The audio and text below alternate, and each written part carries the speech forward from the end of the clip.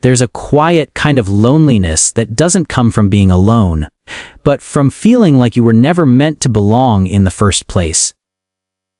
You watch everyone move in sync, laughing at the same jokes, wearing the same things, chasing the same waves of excitement that rise and fall like tides you never quite touch. Trends come and go like seasons, and people slip into them so effortlessly, as if there's an invisible script everyone else received, and somehow you didn't. And maybe you've wondered, what's wrong with me? Why don't I feel the urge to follow what everyone else is doing? Why does it feel exhausting instead of exciting? Why do I hesitate when everyone else seems so sure? It's a strange place to exist, standing at the edge of a crowd, not because you were pushed out, but because something inside you quietly refuses to step in. But this isn't random, and it's not a flaw. It's a pattern, one that often begins long before you ever noticed it. Sometimes, it starts in environments where blending in didn't feel safe, or didn't feel authentic. Maybe you grew up in a space where attention came with pressure, where being seen meant being judged, corrected, or misunderstood. So instead of flowing outward, your energy turned inward. You learned to observe instead of participate, to analyze instead of express. You became the person who watches the room instead of becoming part of it. Not because you didn't want connection, but because connection, as it was offered, didn't feel real. There's a psychological concept called micro-adaptation, tiny, almost invisible adjustments we make to survive emotionally. And over time, these small adjustments become your identity. If you learned that fitting in required you to shrink, perform, or pretend, your mind quietly chose a different path. It chose distance. Not loud, rebellious distance, but a soft, almost unnoticeable detachment. The kind where you smile, nod, maybe even engage a little, but never fully step inside the moment. Because somewhere deep down, you don't trust it. You don't trust things that feel forced. You don't trust things that disappear as quickly as they arrive. And most of all, you don't trust belonging that requires you to become someone else. So when a trend appears, whether it's a style, a mindset, or even a way of thinking, it doesn't feel like an invitation. It feels like a test of whether you'll abandon yourself, just to feel included. And something inside you resists. But resistance has a cost. Because while others bond over shared interests, shared language, shared moments, you remain slightly out of sync. Not completely disconnected, but never fully aligned. And over time, that creates something heavier than loneliness.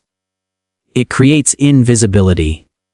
Not the kind where no one sees you, but the kind where no one fully understands you, where people assume you're distant, uninterested, or even arrogant, when in reality, you're just navigating the world in a way that feels honest to you. You're not rejecting trends because you think you're better. You're rejecting them because they feel empty. Because you crave something deeper than temporary belonging. But here's where it gets more complicated. Sometimes, this isn't just about authenticity. It's about protection. When you've experienced subtle forms of emotional disconnection, what psychologists call ambiguous loss, you begin to detach from things before they can detach from you. You stop investing in what feels temporary. You stop chasing what feels uncertain. Trends, by nature, are temporary. They rise fast. They peak, and then they disappear, often taking people's attention and connection with them. And if you've ever felt the quiet sting of being forgotten, overlooked, or replaced, your mind remembers. It tells you don't get too involved. Because getting involved means risking that feeling again. So instead, you stay on the outside, not because you can't fit in, but because part of you believes it's safer not to try. And over time, this becomes your rhythm. Observe. Analyze. Step back. While others jump in without thinking, you hesitate, not out of fear exactly, but out of awareness. You see the patterns. You see how quickly things change. You see how people adapt themselves just to stay relevant. And something about that feels exhausting. Because for you, identity isn't something you wear. It's something you protect. But here's the quiet truth no one talks about. When you spend too much time protecting your identity, you can start to isolate it. What began as self-preservation slowly turns into self-separation. You tell yourself, I'm just different. And maybe you are. But difference can become a wall, one that keeps out not just the noise, but also the connection you secretly crave. And this is where the contradiction begins to grow. Because, even if you don't want to follow trends, you still want to feel seen. Even if you don't want to blend in, you still want to belong somewhere. Even if you reject surface-level connections, you still long for something real. But real connection requires vulnerability, and vulnerability feels like stepping into the same uncertainty you've been avoiding all along. So you stay in this in-between space. Not fully alone, not fully connected, just quietly present. Watching life happen around you like a movie you were never cast in. And the more time passes, the more this pattern reinforces itself. You see others moving together, evolving together, experiencing things together, while you remain consistent, grounded, unchanged. And for a moment, that consistency feels like strength. But then, late at night, there's a different feeling. A question that lingers longer than you'd like. Am I missing something, or am I protecting something? Because sometimes, what looks like independence is actually a refined form of avoidance. Not obvious, not dramatic, but subtle. The kind that disguises itself as self-awareness. You tell yourself you don't need trends, you don't need validation, you don't need to follow the crowd, and on the surface that's true. But beneath that truth, there's another layer. A quieter one. One that asks whether you've confused not needing something with not allowing yourself to experience it. Because there's a difference between choosing not to join and feeling unable to. And that difference is everything. Somewhere along the way, your mind built an invisible filter, one that screens out anything that feels too popular, too loud, too collective. Not because those things are inherently wrong, but because they trigger something deeper. A fear of losing yourself. A fear of being misunderstood. A fear of becoming just another face in the crowd. So instead you remain distinct, separate, safe. But safety can quietly turn into distance, and distance can slowly reshape how you experience the world. It can make connection feel foreign, participation feel unnatural, and belonging feel conditional, like something you have to earn by becoming someone you're not. So you choose not to play the game at all. But here's the part that changes everything. What if this wasn't just about trends? What if it was about the way you learn to relate to the world itself? What if your resistance isn't just a personality trait, but a story your mind has been telling you for years? A story about who you are, where you fit, and what it costs to belong. And what if that story isn't entirely true? Because the line between authenticity and isolation is thinner than it seems. And sometimes, without realizing it, you cross it, not in a moment, but in small, quiet decisions repeated over time. The decision to stay silent. The decision to stay back. The decision to not engage, even when part of you wants to. And eventually, those decisions don't feel like choices anymore. They feel like who you are. But identity, at its core, is just a collection of patterns. And patterns can be understood, shifted, even rewritten. Which leads to a deeper question, one that most people never stop long enough to ask.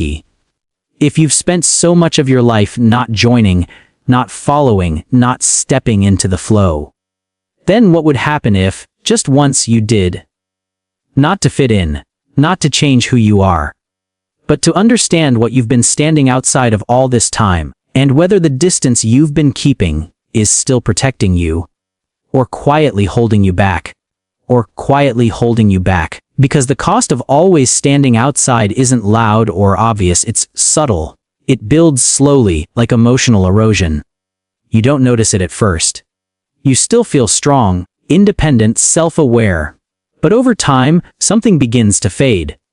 Moments pass you by, not because you weren't invited, but because you didn't step in. Conversations drift without you. Not because you had nothing to say, but because you chose silence. Connections almost form, then dissolve, not from rejection, but from hesitation. And the hardest part is, no one sees this as pain. From the outside, it looks like you're in control. Like you've mastered detachment. Like you don't need what others need. But inside, there's a quieter truth. A sense of being slightly out of reach from everything. Not disconnected enough to call it loneliness, but not connected enough to call it belonging. And that in-between space can feel endless, because humans aren't built just to understand life, we're built to experience it. To step into moments, not just analyze them. To feel connection, not just observe it from a distance. And when you consistently choose observation over participation, something important gets lost. Not your identity, but your access to shared meaning. Because meaning often lives in the very places you've been avoiding, the imperfect, temporary, sometimes superficial moments that still carry fragments of connection. Even trends, as fleeting as they are, aren't always about the trend itself. Sometimes they're just a doorway. A doorway into shared laughter, shared timing, shared presence. And by rejecting the doorway completely, you might also be rejecting what's behind it, without ever realizing it. But here's where the perspective begins to shift. What if joining something doesn't mean losing yourself? What if participation doesn't equal conformity? What if you've been viewing the world in extremes, either fully yourself or completely absorbed into the crowd, when in reality, there's a middle space that you've never fully explored, a space where you can step in without dissolving, engage without pretending, experience without abandoning who you are. Because authenticity isn't fragile. It doesn't disappear the moment you try something new. It doesn't break when you step into a shared moment. It doesn't vanish just because you allowed yourself to be part of something, even briefly. If anything, it evolves. It expands. It learns. And maybe the goal was never to reject trends entirely, but to redefine your relationship with them. To stop seeing them as threats, and start seeing them as optional experiences. You don't have to follow everything. You don't have to agree with everything. You don't even have to stay. But you can step in. Just enough to feel what it's like. Just enough to remind yourself that you're allowed to exist within the world, not just beside it. Because the truth is, your depth, your awareness, your sensitivity, these were never meant to isolate you. They were meant to guide you. To help you choose what aligns with you, not to avoid everything altogether. So instead of asking, why don't I join? Maybe the question becomes, what am I afraid will happen if I do? Will you lose yourself, or will you discover parts of yourself you've never allowed to exist? Will you feel fake, or will you realize that authenticity can coexist with exploration? Will you be judged? Or will you finally see that most people are too focused on themselves to define you the way you fear?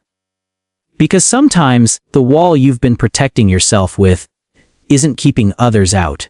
It's keeping you in.